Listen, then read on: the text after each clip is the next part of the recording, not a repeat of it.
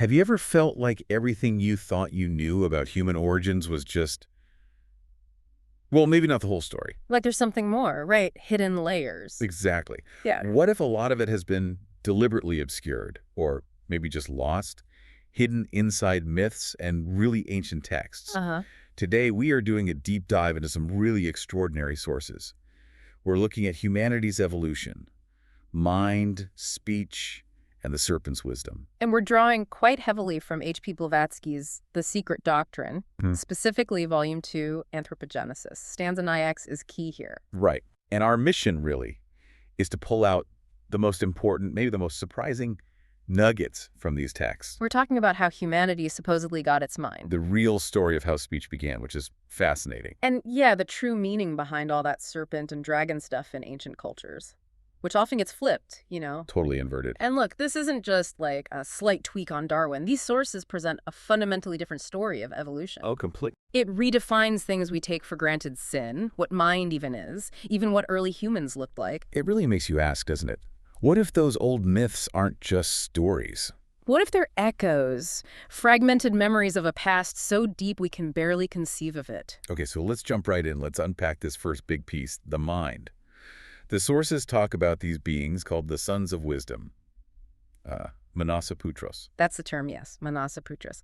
And the story starts kind of strangely. They initially, well, they refused, or delayed, participating in the creation of mankind. Refused, why? The text suggests it relates to cosmic cycles and their own evolution, but this act, this hesitation, had karmic consequences for them. Karma. Okay, so how did they fix it? Well, they atoned. The narrative is they incarnated into what the texts call as soulless shells of early humanity. Soulless shells, so like empty vessels, no consciousness. Pretty much, lacking self-awareness, that inner spark. Their incarnation was the act of endowing these early forms with mind manas, the principle of self-consciousness. That's presented as the real awakening. Wow. Okay, but before that awakening, things were apparently a bit wild. This sin of the mindless concept. Ah, yes. This is crucial. Before the monastic light, before mind, these early races operated purely on instinct, like animals, but in human-like forms. What did they do? They committed what the source calls an unnatural act. They bred with certain animal species whose forms, the text insists, weren't fully fixed or stabilized yet. Bred with animals. Seriously? That's what's described. And critically, it happened before they had minds capable of understanding consequence or morality. So it was an unconscious transgression, driven by instinct alone. Okay, an unconscious sin. What happened as a result? The result was the creation of intermediate races of monsters, half human, half animal beings, evolutionary mistakes, essentially. Yikes, monster. Yeah, and the texts say they were eventually eliminated by cosmic law, they just weren't viable. It gets even more complex, so some early humans from the third race, the eggborn, apparently also bred with some of these monstrous females. Creating more monsters. Other human monsters is the phrase used. It paints a picture of a very biologically chaotic early period. So how did this stop? Did someone step in? Yes. Later, more evolved beings, referred to as divine kings, intervened. They came from later races and established order. How? They prohibited this sinful intercourse, as the text calls it. They sterilized those involved, and they actively destroyed these monstrous races, the red and blue races. Red and blue races. Yeah. Okay. Any lingering effects? Well, the sources mention descendants described as red-haired, swarthy men going on all fours. And here's where it gets quite specific and, frankly, uses language we need to be careful with. All right. These texts claim that certain groups, specifically mentioning Australian savages, are descended from these beings, representing a stagnant and degenerate branch. Again, this is the source's perspective and terminology, not ours. Understood. Just reporting the content. Okay, so that messy beginning leads to apes. How do they fit in? Because this sounds nothing like standard evolution. Not at all. This is where it completely flips the script. According to these sources, the anthropoid apes, we know orangutans, gorillas, chimpanzees, they didn't come before us. No. No. They emerged much later, towards the end of Atlantis, apparently. Whoa. As a result of that initial sin of the mindless, they are presented as a purely physical downward evolution from lower mammalian forms that were themselves an outcome of that early unnatural breeding. Wait, so apes came from a branch related to that early human transgression. Exactly. The key idea here is that apes are a distant and distorted echo of man, not his ancestor. A distorted echo. They have, the text says, a spark of the human essence because of that ancient link to the human act, but humanity itself. It claims we have not a single drop of ape blood. Wow. That just turns everything upside down. Right. No ape ancestors, apes as a kind of degenerate offshoot of an early human mistake. Precisely. It's a radical reinterpretation of our lineage and even the nature of sin itself, not moral failing initially, but an unconscious, instinctual act with physical consequences. Okay, that's a lot to take in about mind and origins. Let's shift gears a bit. How does this esoteric view explain something as basic as male and female? The separation of sexes. Right. Well, again, it uses allegory. Think of the biblical story, Adam's rib, Eve being created from it. Yeah, what's the esoteric take? It's not literal bone. The rib allegory, according to these sources, symbolizes that the later physical bone humanity, like the third race humans we mentioned, came from an earlier, more ethereal, boneless race. Boneless, ethereal, okay. But there's even a parallel cited from Tahiti. Their creator god, Taroa, pulls an ivy, which means bone from a sleeping man to make a woman. But sleep here symbolizes the mental slumber of early humans before they got that spark of manas. Interesting. So it connects physical form to consciousness again. Was this separation like instantaneous? Poof, male and female. Oh, absolutely not. The sources stress it was incredibly gradual, over innumerable generations. How did it happen then? It started with beings that were almost sexless, then moved through stages of being bisexual or androgynous. Two sexes in one body. Effectively, yes. Then they started producing unisexual beings from eggs. And finally, much later, distinct male and female babies developing inside, prenatal shells or wombs. Wow. And there's a detail about babies not walking right away. Yeah, that's noted. Later newborns lost the ability to walk immediately after birth, unlike perhaps some earlier forms or animals. This is interpreted as signifying increasing physical density and dependence as humanity materialized. Okay, and here's where it gets really interesting for me. Speech. How did language develop alongside all this physical and mental evolution? It mirrored it, step by step. So race one, the earliest ethereal forms, speechless and mindless. Okay, race two, the Hyperboreans. They had something called a sound language. Think chanted vowels, tonal expressions, not really structured speech, but more than just silence. Got it. Then the big leap with race three, the Lemurians. Right.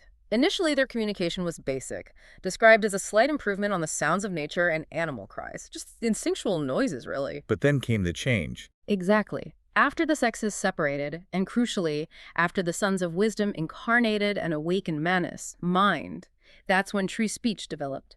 Mind enables speech. Makes sense. Totally.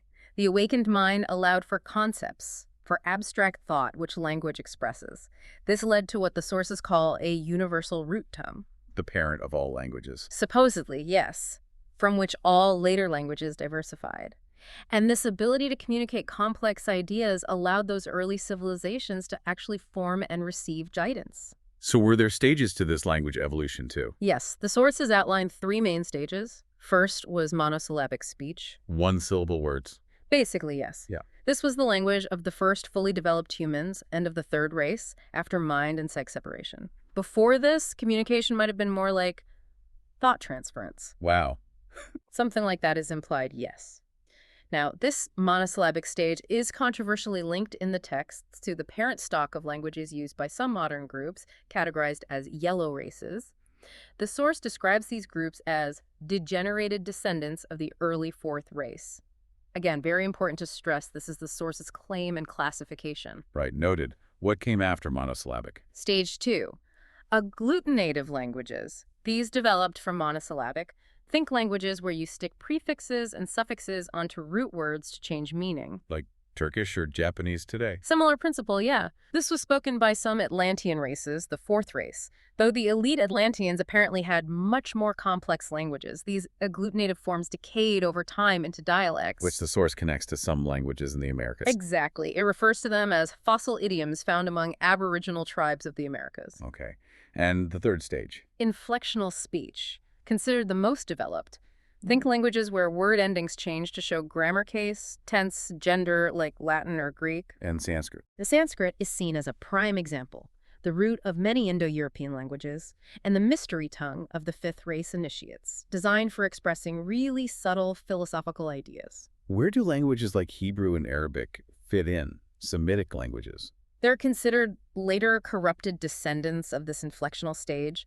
The sources actually argue that occultism doesn't recognize the Aryan-Semite divide as fundamental. Really? How so? It views Semites as, quote, Later Aryans who became degenerate in spirituality while perfecting their connection to the material world. It's a very different framing of linguistic and cultural history. Definitely a radical reimagining, suggesting that what we see as progress might in some ways be a decline from earlier, maybe purer forms, Yeah. and shared roots where we usually see divide. That's the implication, yes. A unified origin, then diversification, and in some cases, according to the source, degeneration. Okay, this is wild. Let's shift again. Giants, monsters, lost worlds. Stanza 37 apparently makes a profound claim about the Mesozoic era, the age of reptiles. It connects it directly to human evolution in a way that, well, it challenges everything. Oh, what's the connection? It basically implies humans coexisted with these creatures. It asks, how could ancient people describe things like plesiosaurus, pterodactyl, mosasaurus so accurately unless they, or their very recent ancestors, were eyewitnesses? Whoa, coexisting with giant marine reptiles and flying dinosaurs. That's the assertion, and they offer examples. The Zohar, a Jewish mystical text, describes the serpent in Eden as a kind of flying camel. Sounds bizarre, right? Completely. But then you look at old Zoroastrian texts describing Ashma, a huge serpent with a camel's neck, and then science steps in. Georges Cuvier's reconstructions of plesiosaurus. Yeah. It had a long, almost camel-like neck. Pterodactyls flew. And the mosasaurus. A giant marine lizard. The source says it was, in effect, a winged serpent, maybe meaning fins like wings or just its fearsome dragon-like nature. So the argument is these myths aren't myths, they're descriptions. Descriptions or inherited memories, yes, which leads to a huge logical dilemma for modern science, as the text puts it. How so? Because you find perfect images of these creatures, things science only rediscovered through fossils relatively recently on ancient Babylonian tiles, in old Chinese and Japanese art. So if they knew about them, Humanity must be millions of years older than conventional science accepts, old enough to have seen these creatures live. pushing human origins back, way back, into the age of dinosaurs. That's the implication, and it leads to another point: human size. Ah, right. How could humans survive back then? Exactly. If you're living alongside a 200-foot Cydastes or a 100-foot Atlantosaurus, You'd be to be pretty big yourself. man must have been a giant himself, the source argues. And this, it claims, is why we find these colossal statues left behind by prehistoric races. They're memorials to their actual size. Like the legends of giants in almost every culture. Precisely. And it even notes that science, even back in the 1880s with geologists like Charles Gould and his book Mythical Monsters, was starting to grudgingly admit that maybe, just maybe, creatures like dragons weren't pure fantasy. That they once lived and dragged its ponderous coils and perhaps flew. It's an amazing blend of myth and potential science. It really is. It forces you to reconsider what's myth and what might be forgotten history. Okay, so we have giant humans coexisting with giant reptiles. Yeah. What about the sons of God mentioned earlier? Were they giants too? They weren't just mythical figures or giants in the physical sense, according to this. They were actual living beings, divas, or angels, who took physical forms to teach early humanity, specifically the fourth race, the Atlanteans. Where do they live? On a sacred, supposedly imperishable island located where the Gobi Desert is now. Back then, it was said to be surrounded by a vast inland sea. An island in the Gobi. Yeah, inhabited by the sons of Will and Yoga, who were survivors from the previous catastrophe, the sinking of Lemuria. They held the secrets of nature and imparted them. And this was happening while Atlantis was rising. Concurrently, yes, Atlantis was the great continent developing for the fourth race. What was Atlantean civilization like, according to these texts? Initially very advanced spiritually, clairvoyant abilities were common. They were ruled by dynasties of these benevolent spirit kings. Sounds idyllic. What went wrong? Power corrupts, maybe? Ah. An evil king demon named Theveda is mentioned. He swayed the majority of Atlanteans towards selfishness. Using their psychic powers for bad? Exactly, for selfish gain, for control, leading to black magic. This ignited a huge conflict, a war of magicians between these corrupted Atlanteans and the righteous adepts on the sacred island. The War of Magic. Yeah, and the text suggests this epic struggle is the allegorical basis for many biblical stories. Cain's lineage representing the dark side, the giants or Nephilim, maybe even Noah's flood as the cataclysm that ended it. The Flood. So Atlantis sank. That's the culmination, the destruction and submersion of Atlantis. An event echoed, the sources say, in flood myths everywhere. Babylon, Israel, the Mayan Popol Vuh. And the survivors. They spread out, intermarried with other groups, creating a mixed race, people with both potentially noble and potentially destructive tendencies. The origin of both heroes and villains, in a way. That's the idea. The lineage of world saviors and great spiritual teachers, but also of natural magicians who might misuse their inherited psychic gifts. It provides this grand cosmic backdrop for the eternal human struggle. Is there any, physical evidence suggested for Atlantis besides myths? The sources point to Polynesian legends of two vast sunken continents, one Pacific, one Atlantic, and the strange linguistic and cultural links between islands separated by huge oceans. Like Easter Island. Easter Island is mentioned specifically. Those massive statues with the sensual faces are interpreted as memorials to the Atlantean giants, but in their later stage of material degradation. As opposed to the more refined giant Buddha statues found in parts of Central Asia, which are seen as representing their divine ancestors, the original sons of God. Two types of giants, reflecting spiritual ascent versus material descent. Okay, this brings us back perfectly to symbolism. Yeah. We started talking about the serpent and the dragon, how their meaning got twisted. Yes, this is a really central theme. The sources insist that the common idea of the serpent evil, serpent equal devil, is a much later corruption. Deliberate, even. So what did they originally mean? Let's look at dragon. Etymologically, it's fascinating. In ancient languages, it didn't mean monster. In Chinese, Lang suggested excelling in intelligence. In Greek, draken meant he who sees and watches. Seeing and watching, like wisdom. Exactly. These terms were titles for the dragons of wisdom, the earliest spiritual teachers, the enlightened guides and protectors of nascent humanity. So dragons were the good guys. The original good guys, yes. Yeah. Wise teachers. And the serpent symbol, too often depicted as the good genius, the Agatha demon. I've seen images like that, sometimes with wings or a human head. Right. A symbol of wisdom, immortality, healing power. Think of the solar Chnufis, the serpent god venerated by the Gnostics. Nufus. Yeah, a major figure for them. He was seen as their Christos, not Jesus necessarily, but the principle of the spiritual son of enlightenment and wisdom embodied as a serpent. Okay, this is deep. Serpent is Christos. What's the underlying philosophical idea here? The serpent becomes a symbol for the logos itself, the divine mind, the creative word. But it embodies duality. Duality, like good and evil. Precisely. Light and shadow, good and evil. The texts argue that these aren't absolute opposites in the way we think. Shadow is necessary for light to even be perceived. One needs the other to exist in our manifested world. So the serpent represents that fundamental creative tension. Yes. It's a creative and destructive, spiritual and material universal force. It encompasses both sides of the coin, because both are needed for existence as we know it. Which really makes you question that simple good versus evil narrative we inherit, doesn't it? Fundamentally, if duality is inherent and necessary for creation, then judging one side as purely evil might be missing the point. You know, thinking about it, the Bible itself has a conflicting serpent image. Moses' brazen serpent. Exactly. The Nehushtan. If the serpent was purely evil, why would God command Moses to make one to heal the Israelites? It makes no sense under the serpent as Satan view. None at all. It clearly acts as a divine healer. It's directly comparable to Mercury's caduceus, the staff, with two intertwined serpents. Which also symbolizes healing, wisdom. Regeneration, balance. It's the same core symbolism, showing the serpent representing life-giving wisdom, not just destruction. So where did the negative association come from so strongly? You mentioned white versus black magic earlier. Right. The sources link the perversion of the symbol to the misuse of sacred knowledge. They reference things like Jacob's prophecy about Dan being a serpent, by the way, interpreted as hinting at a lineage prone to sorcery. And the fiery serpents in the desert. Those weren't literal snakes, according to this interpretation. Sod was the name for the ancient mysteries like those of Baal and Bacchus. These mysteries, originally profound, apparently degenerated over time into misuse, like phallic worship, where the serpent symbol was used for sorcery. And the fiery serpents themselves. The texts claim fiery serpents was actually a title or name for the Levites, the priestly caste, specifically after a portion of them departed from the holy law and turned to the dark arts. So the plague was internal corruption within the priesthood, symbolized by the misused serpent emblem. Wow, so even that story gets completely reinterpreted.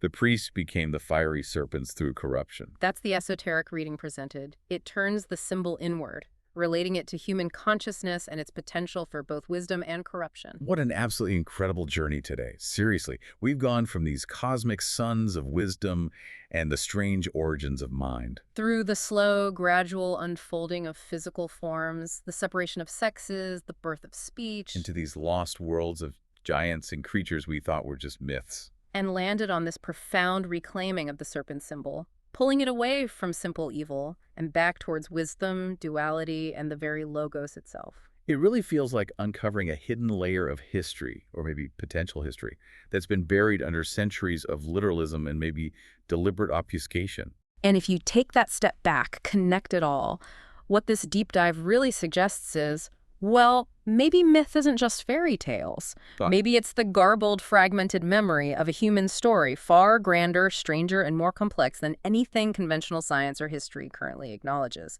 So the question for you listening is, what stands out most to you? What part of this makes you rethink things? Does the idea that our oldest stories might hold keys to our deepest, most esoteric past resonate? It definitely gives you a new lens, doesn't it? A different way to look at those ancient myths, those symbols carved in stone. Absolutely. We really encourage you to just ponder these ideas, maybe revisit some myths or symbols you thought you knew, and see if they look different now.